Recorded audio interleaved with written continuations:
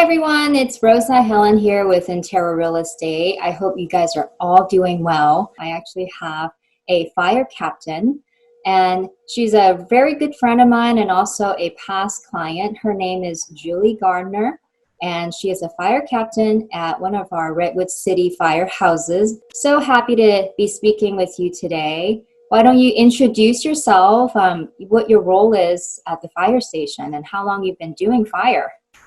Okay, thank you, Rosa. Again, my name is Julie Gardner. I'm a captain with the Redwood City Fire Department, and we serve the communities of Redwood City and San Carlos. And then we also have an automatic aid program, so we can be sent anywhere. And then there's also mutual aid, where we can go to some of the big fires that we've been seeing throughout the state this year in particular. I've been with the Redwood City Fire Department for about 15 years. And gone up through the ranks. So I am a fire captain, so I'm in charge of an engine. And then I also am part of a FEMA Urban Search and Rescue Task Force 3. I'm a planning team manager for that. And then another hat that I hold with the fire service is that I'm also they call it a single resource. So I go out for some of these bigger wildland fires, and I help out with the management teams and getting different resources in and keeping accountability for them. So I do wear a couple of different hats in the fire service, but my day-to-day operations, I am working on a fire engine serving the community. And today, and my assignment is for Engine 16, which is Station 16 in the San Carlos, towards on the west side of San Carlos. Now, is there anything we can do to prepare for fire season? You know, let's say for someone who lives in the mountains or foothills surrounded by trees and forests versus someone who lives in a suburban neighborhood with less. Absolutely. Yeah, there's a lot of things that we can do. We call it to create a defensible space. And I have a couple of things that I can share with you. So there's several things that you can do for wildland safety tips to protect your home. And so this is a little acronym, a PROTECT acronym. So you can prune, remove, observe, trim, enclose, close, and treat. So there's different things that you could do to not only for your house, but the vegetation around your house. So there's several things that you can do. And a nice picture that will help you is you can create 30 to 100 feet of defensible space around your home. This gives you a couple of things that you can really think about, which is make sure that there's no trees or tree limbs within 10 feet of your chimney. Make sure that your trees are spaced out enough. A lot of times when people live in the urban wildland interface, that's what we call it, when your house kind of backs up onto like a forest or an open space, you know, to have those trees that are spread out a little bit, because one tree can catch the next tree. So if they're kind of spread out a little bit more, it gives the trees a little bit more room, and it gives you a little bit more, again, defensible space. There's also something called ladder fuels.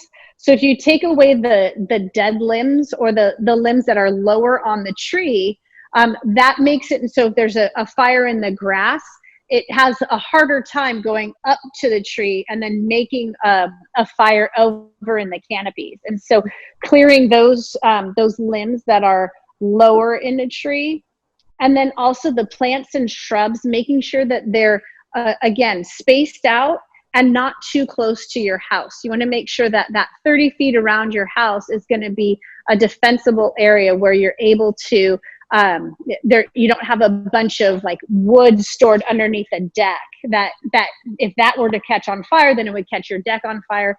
It'd be closer to your house.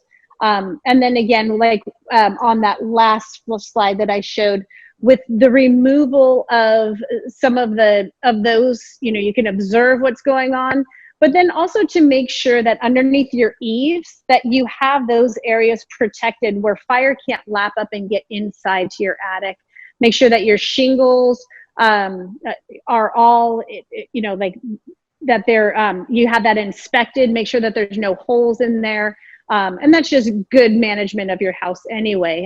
And the roof tiles, making sure that anything that's loose can be replaced. Anything that's missing can be replaced. So you want to make sure that you have the outside of your house in good condition to stop fire from coming inside.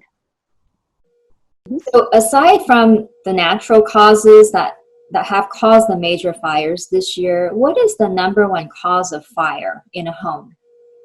A lot of times it's there's a lot of cooking accidents, and so somebody gets distracted. They're just going to go check on something, change the laundry, check what's that noise, getting a phone call when they have a pot on the stove, and so leaving that pot on the stove, that could cause a fire. Open candles, open flames, essentially, that are left unattended.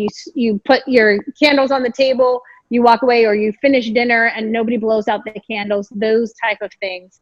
But usually it's the cooking errors that can cause the issues.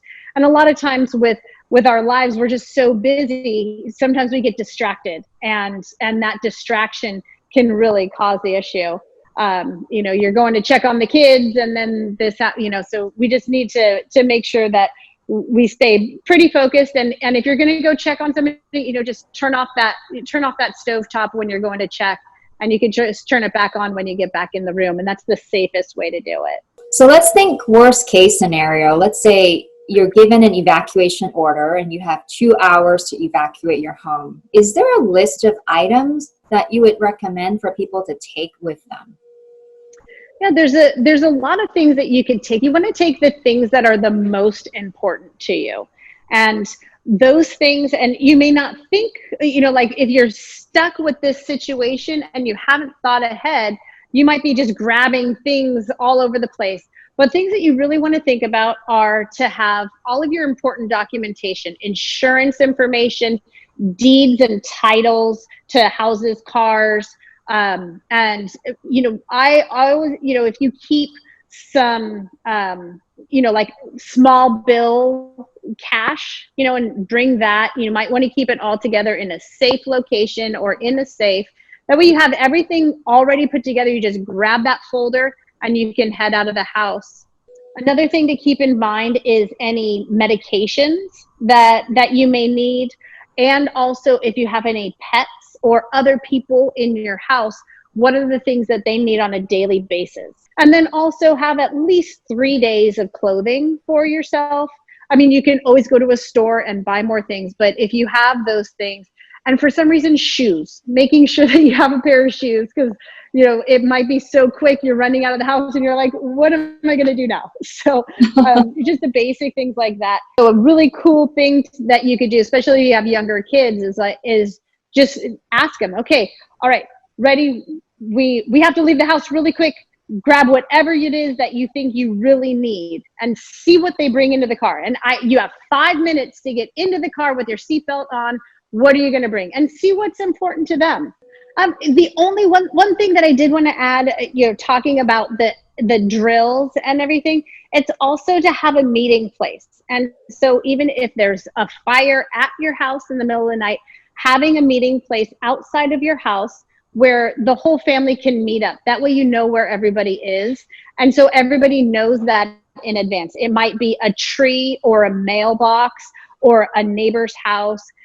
It's somewhere where the whole family knows that that's where they're supposed to be. That way nobody's running back into a house if there's an emergency to find somebody else. And so that's important too. And so doing the exit drill, not only on a big scale where you might have to leave in the car, but on a little scale where you just need to exit the house. So that's important also.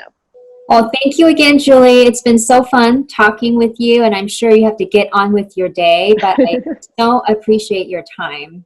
And so everyone, here we are. I had an amazing talk here with Julie Gardner, fire captain at one of our Redwood City fire stations. And I'm Rosa Helen with Intera Real Estate. Thank you for joining me today, and I will talk to you later. Take care. Bye now.